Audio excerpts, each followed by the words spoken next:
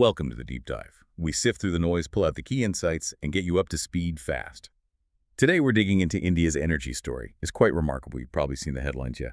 Big numbers, lots of talk about renewables, but we want to get behind those figures. What's really going on? Our mission today? Go past that impressive 48.3% renewable capacity number. Explore the reality, the hurdles, the path forward for, well, one of the most dynamic energy markets globally. Stick with us and you'll get a real shortcut to understanding this crucial energy transition. And it is impressive, that number you mentioned, 48.3% renewable capacity, including large hydro, hit in Q2 2025. That translates to 234.2 gigawatts. It's huge. And look, this didn't just happen overnight. It's the result of about a decade of really focused policies, serious investment. It puts India well on track for its 50% non-fossil fuel target, probably way ahead of the 2030 deadline. It really is a massive achievement, no doubt about it, a testament to that effort. But here's where it gets tricky and, frankly, really interesting. Yeah. There's a paradox here. Nearly half the capacity is renewable, right? So why do fossil fuels, mostly coal, still generate something like 75% of the actual electricity India uses? What's the key difference we need to grasp? That's the absolute crux of it. It shows why just looking at installed capacity, well, it doesn't give you the full picture. The key concept is something called plant load factor, PLF. Think of it simply as how much electricity a plant actually generates compared to its maximum possible output over time. Now, thermal plants, coal, gas, they're dispatchable. You can ramp them up or down as needed, so they run a lot.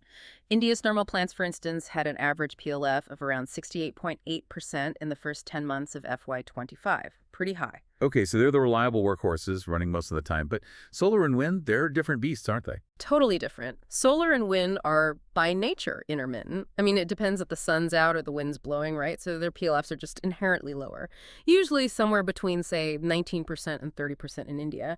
Let me give you a quick comparison. Imagine a 1 GW coal plant running at 69% PLF. Over a year, it generates roughly 3 times more electricity than a 1 GW solar plant running at, say, 23% PLF. Wow, 3 times. Yeah. So those big renewable capacity numbers are fantastic, but the actual kilowatt hours they produce, significantly less. That really crystallizes the gap between capacity and generation. And it's not just the overall lower output, it's the swings, right? The day-to-day, season-to-season variability. Can you give us a sense of how that plays out on the ground, maybe comparing solar and wind in different months? Sure. Let's look at June 2025. It's monsoon season, often windier. Wind generation actually edged out solar slightly, nearly 14,900 million units from wind versus about 12,900 from solar. Okay. Then rewind to March 2025, much sunnier. Solar completely dominated, providing almost 70% of the total renewable generation if you exclude the large hydro. Right. And here's the kicker.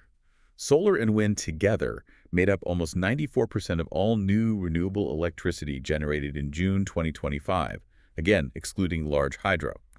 So the variability challenge is getting more and more concentrated in just those two sources. Makes managing the grid, much trickier. So faced with this variability, the government strategy is interesting. It's been called a dual-track approach. They're not just adding renewables. They're also planning, quite explicitly, to add 80 gigawatts of new thermal capacity, mostly coal, alongside the green stuff. Which sounds counterintuitive, but the driver seems to be energy security, meeting that rocketing demand. Peak demand hit 250 GW in May 2024. And projected to hit 270 GW by summer 2026. Right, demand growth is relentless. Exactly. So this isn't just managing variability. It feels like a strategic paradox. India is playing the global climate leader role with these amazing RE numbers, while simultaneously doubling down on coal for its immediate internal needs. What does this tell us about the hard choices developing nations face? What's the calculation here? It's a really sharp observation.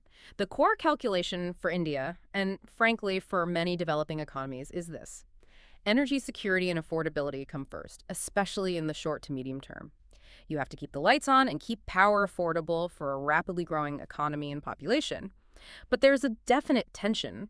These new coal plants, they last 30-40 years. That pushes their operational life well into the 2060s. Which clashes directly with the 2070 net zero target. Directly. That target implicitly requires phasing out coal power much sooner. So the big risk, the implication, is stranded assets. As the cost of renewables plus storage keeps falling, and it is falling fast, these brand new coal plants could become uneconomic long before they're technically worn out. We've already seen analysis questioning new builds, like the big 3,200 milliW plant planned in Rajasthan that some analysis suggested wasn't actually needed. Hmm. So yeah, it's a high-wire act, balancing the external narrative of climate action with the internal imperative of secure, cheap energy. It's pragmatism, perhaps, but with long-term risks baked in. A pragmatic but potentially risky balancing act. Okay, so despite these complexities, this green surge wasn't an accident. It was driven by very deliberate policy.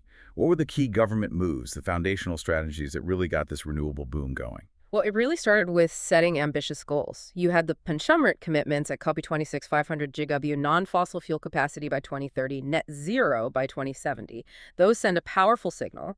Then you translate those into specific actions. The National Solar Mission was absolutely crucial early on. More recently, things like the National Green Hydrogen Mission, that's a nearly 20,000 crore push to make India a global hub. And for households, the PM Surya Ghar scheme, aiming for massive rooftop solar deployment. It's multi-layered. And you need the financial carrots too, right? Like that waiver of interstate transmission system charges ISTS charges for solar and wind projects commissioned before mid-2025. That must have helped lower costs significantly. Oh, absolutely. That directly improves the economics for developers, makes projects more viable, pushes tariffs down. Big impact. And speaking of boosting things, another huge piece is building domestic manufacturing capability. The whole Atmanirbhar Bharat or Self-Reliant India push, the production-linked incentive, the PLI scheme for solar modules has been central here. Right, that's the one with about 24,000 crore allocated, aiming for nearly 50 GW of integrated solar manufacturing. How's that translating into actual factories and output? It's moving fast. As of June 2025, we're seeing operational capacity under the scheme. 18.5 gigalume for modules, nearly 10 gigalume for cells, over 2 gigalume for the earlier stages like ingots and wafers. It's pushed India's total domestic module making capacity up past 90 gigalume. Wow. And you see it in the trade numbers. Solar module imports are down from over $3.3 billion in FY22 to around $2.15 billion in FY25. The goal isn't just self-sufficiency, it's positioning India as a potential global supplier too. So building supply capacity and mandating demand through things like renewable purchase obligations, RPOs. These force the distribution companies, the discoms, to buy a certain minimum percentage of renewable power. The national target is heading towards 39% by 2028. How well are those RPOs actually working on the ground? Are there hiccups? They definitely provide a crucial demand signal for developers, giving them some long-term certainty. That's vital. But yeah, there are challenges. Enforcement can be patchy across different states. And the financial health of the discoms themselves is a major issue. Sometimes they struggle to pay, even for the power they're mandated to buy. Plus, the market for renewable energy certificates, which is meant to help meet these obligations, hasn't always functioned perfectly. So it's a good tool, but implementation isn't always smooth. Okay, so some implementation challenges, but despite that, the money is flowing in. You mentioned foreign direct investment earlier, FDI into renewables jumping from maybe 1% of total FDI a few years ago to nearly 8% recently. That's about $3.4 billion in just 3 quarters of FY25. What does it signal when big climate funds start doing platform plays, investing not just in a single wind farm, but in whole integrated value chains? Generation, storage, EV charging, the works. I think it signals a maturing market. It shows that renewables in India are increasingly seen as just, well, a good business decision. Economically rational, not just environmentally desirable. Investors are looking at the whole ecosystem now. And it's not just private money. The government's issuing sovereign green bonds, too, raised about $3.8 million in FY25. That signals strong public backing and confidence. And it's not just about electrons and finance. It's creating jobs, too. Over 1 million direct and indirect jobs in 2023. Hydro leads, then solar PV. What's the outlook there? And are there knock-on effects in other industries? The potential is really significant. Projections suggest over 3 million jobs by 2050. And interestingly, distributed renewables, things like rooftop solar, small local grids, they tend to be particularly job-intensive because deployment and maintenance are more localized. Right. And yeah, there are ripple effects. Think about the sheer amount of solar panels being made and installed. That's driving up demand for materials like silver, which is essential for the cells. It creates this whole green growth ecosystem. Okay, let's shift perspective now from the national level down to the states. Because the story isn't the same everywhere, is it?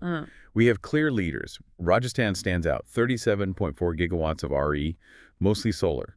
Gujarat close behind, 35.5 gigawatts, strong in both solar and wind. What's their secret sauce? And how much more room do they have to grow? Well, the secret sauce starts with just fantastic natural resources. Rajasthan has immense solar potential in its deserts. Gujarat has great wind along its coastline and good sun, too. But it's also proactive state policies, setting up dedicated solar parks, simplifying the approval processes, making it easier to actually build things. Hmm. But here's the really staggering part. Even these leading states, like Rajasthan, have only tapped into a fraction of their estimated potential. Less than 9% of Rajasthan's theoretical 428 GW potential is developed. So the runway for future growth across India is just enormous. Enormous potential, but that brings us right back to a major headache. The geography doesn't always match up. Most of the best sun and wind, and therefore the big renewable plants, are in the west and south. But the big cities, the major electricity demand, are often in the north and east. What kind of a logistical nightmare does that create? And what happens to all that green power when the wires get clogged? It's a fundamental grid challenge. You need massive investment in new transmission lines, these interstate transmission systems, or ISS, to basically build green energy corridors connecting the supply with the demand. Because if you can't move the power, you end up with curtailment. Right, where they just have to switch off the wind turbines or solar farms. Exactly. The grid operator literally tells the plant to stop generating because there's nowhere for the power to go, either due to lack of transmission lines or because the local grid can't handle that much variable power at that moment. And it's not trivial. Tamil Nadu can see wind curtailment of 15–20% during its peak windy season. Rajasthan might see 5–10% solar curtailment during peak sunny hours. That lost generation hits the project's revenue directly. It adds a significant curtailment risk that investors have to factor in. That sounds incredibly frustrating. Can you give us a feel for what that's like for the people managing the grid day to day? What's this duck curve thing they talk about in Rajasthan, like in practice? Oh, it's a daily headache for grid controllers. Imagine midday, bright sun, solar farms are pumping out huge amounts of cheap power, sometimes too much. Prices can even crash, and it can actually destabilize the grid if there's way more supply than demand. Yeah. Then, late afternoon, the sun starts to dip, solar output drops off. Fast. But that's exactly when evening demand starts to pick up, people coming home, switching on lights, ACs. So the grid operators suddenly need to bring on a massive amount of conventional power very quickly to fill that gap and meet the peak. It's this huge, sharp swing they have to manage every single day. That's the duck curve. A steep dive and then a steep climb. Yeah. And Tamil Nadu's wind issues show a different kind of mismatch seasonal, right? Yeah. In Tamil Nadu, the wind really picks up during the monsoon months, May to September roughly. But that's often when electricity demand is a bit lower because it's cooler. So you have peak wind generation happening when demand isn't at its highest. Result, high curtailment. Again, potentially 15–20% of the wind power just can't be used because the grid can't absorb it then. Clean energy literally wasted. So with all these very local, state-specific issues, curtailment risk, grid capacity, duck curves, what's the takeaway for anyone involved? Investors, policymakers? The big takeaway is you absolutely cannot just look at India as one single market anymore, not for energy. You need granular state-by-state analysis. Due diligence has to go deep into local grid conditions. What's the real curtailment risk in this particular region? How healthy is the local discom, the utility that's going to buy the power? These factors vary hugely and can make or break a project. A national average just won't cut it. So this rapid success, this 48.3%, it really is a double-edged sword. Fantastic progress on capacity, but it's strained the system. The grid development hasn't kept pace with renewable deployment, leading to congestion, curtailment, wasting clean power, potentially scaring off investors. I know the Central Electricity Authority has that big $30 billion transmission master plan. Which is crucial. Building out those green energy corridors, beefing up the national grid, it absolutely has to happen. But even with better pipes, that duck curve problem, the inherent variability, it doesn't just go away. And ironically, managing those rapid ramps up and down often falls back on fossil fuel plants because they're flexible. So it can actually increase reliance on coal for grid stability in the short term, even as you add more renewables. But you said the biggest single threat, the master key to unlocking the next stage, is the financial mess with the discoms, the distribution companies. Just how bad is it? And what's causing it? It really is the elephant in the room. The scale is, well, staggering. As of March 2025, discoms owed generators over $9 billion. $9 billion in unpaid bills. And their accumulated losses hit something like $75 billion back in 2023. They're basically drowning in debt. The root causes, it's a mix. High AT&C losses, that's aggregate technical and commercial losses, meaning power theft plus inefficiencies in billing and collection. Then there are tariffs. Often, they're kept artificially low for political reasons, especially for agriculture and residential consumers, so they don't cover the actual cost of buying and delivering power. Add in general operational inefficiencies, and it's a recipe for financial disaster. And that disaster doesn't stay contained within the discoms, right? It spills over. Creates huge off-taker risk for the renewable generators. Will they actually get paid? Makes projects harder to finance, drives up the cost of capital. Exactly right. It ripples through the whole system. It hinders grid modernization because cash-strapped discoms can't invest. It makes tariff reform politically toxic. It's a massive bottleneck. And on top of that, you still have other hurdles. Land acquisition for big projects can be really slow and complicated. And sometimes, even if national policy is clear, you get inconsistencies at the state level, sudden changes in rules around selling power or banking surplus energy that can really spook investors and delay projects. Okay, so we've hit the gig capacity milestone, but clearly the system needs major work. You talked about a strategic pivot now, moving from just adding capacity to focusing on system integration, built on 3 pillars. What's pillar number 1, and why is it the linchpin? Pillar 1 is scaling up energy storage. Massively. This is the absolute game changer for integrating intermittent renewables. Storage is what solves the intermittency problem. It smooths out that duck curve by absorbing cheap solar during the day and releasing it during the evening peak. It helps ensure reliable 247 power from clean sources. India gets this. They have a big target, 60.63 gigawatt of storage by 2030. That's mostly battery energy storage systems, BAS, over 41 gigawatt, plus nearly 19 gigawatt of pumped hydro storage, PSP. And battery costs have come down dramatically, haven't they? Like 80% down since 2015, making BESS much more competitive. Plus, that idea of energy arbitrage sounds pretty lucrative. Charge low, sell high. Exactly. That potential for high returns is attracting serious interest. And the government is helping push it along with things like the Viability Gap Funding Scheme. It provides some initial financial support to get projects off the ground, targeting 4,000 milliliters initially, hoping to scale up to 30 gigawatts and pull in maybe 33,000 crore in investment. We're already seeing BS tender tariffs falling. And don't forget pumped hydro. It's an older, proven technology, great for long-duration storage like a giant water battery. New projects like Terry and Pinnapuram are coming online now. Okay, so storage is pillar 1. Pillar 2 must be the grid itself, modernizing it, both the physical wires and the digital smarts. Precisely. On the physical side, it means actually building out that $30 billion transmission master plan, the green energy corridors, high-voltage DC lines to move power efficiently over long distances. Urgently needed. But equally important is the digital layer. That's where the National Smart Grid Mission and the Revamped Distribution Sector Scheme, RDSS, come in. A key part is rolling out smart meters. The goal is $250 million by 2026. It's a huge undertaking, only about 23 million installed so far, but tenders for 138 million are out. And smart meters allow? They allow real-time monitoring of energy use, which enables things like time-of-use tariffs, charging different prices at different times of day to encourage shifting demand away from peak hours. Plus, you need advanced control systems, SCADA, AI-driven forecasting to manage the complex flows of variable renewable energy across the grid. Got it. Storage, grid modernization. What's the third pillar? Reforming the market? Yes. Market and policy reforms. This involves several actors. For policymakers and regulators, the absolute top priority is tackling that discom financial crisis. That means pushing through difficult tariff reforms, enforcing payments, cutting losses. No easy answers there, but essential.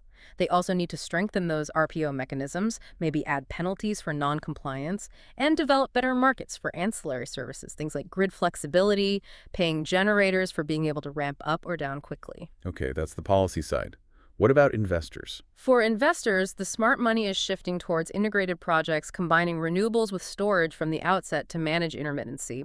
And that deep state-specific due diligence we talked about becomes even more critical. Opportunities are also expanding beyond just building power plants into transmission upgrades, digital energy platforms, manufacturing. And the discoms themselves, they need to change too. Absolutely. They need to embrace digitalization, adopt smart grid tech aggressively, actively use tools like demand-side management and time-of-use tariffs to shape their load curves, reduce peak demand, and cut their own costs. It's about becoming active managers, not just passive distributors. So if we look at a quick scorecard for storage and grid modernization, ambitious targets for BSS, pumped hydro, smart meters, transmission, domestic manufacturing. Progress is happening, but challenges remain: cost, land, Just the sheer speed of execution needed. That sums it up well. The ambition is there, the direction is set, but the complexity and the execution challenges are very real. It's moving from chapter 1 to chapter 2. Right, that 48.3% renewable capacity figure, it really is a landmark. It marks the end of the first chapter, doesn't it? The chapter focused on scaling up, driving down costs, proving renewables could compete. Exactly, a hugely successful chapter. But the next chapter is all about reliability. It's about turning all that capacity into a system that delivers clean, dependable, affordable power 204/7 across the entire country. Success now won't just be measured in gigawatts added, but in grid stability, in energy access, in truly decarbonizing the system reliably. And making that happen hinges on getting all three pillars right simultaneously. Scaling storage, modernizing the grid, and reforming the market, especially sorting out the discom finances. So here's something to think about as we wrap up. India is navigating this complex path, juggling massive growth with climate goals, using this unique dual-track strategy. How might its journey, its successes and its struggles offer lessons, or perhaps warnings, for other developing nations facing similar pressures?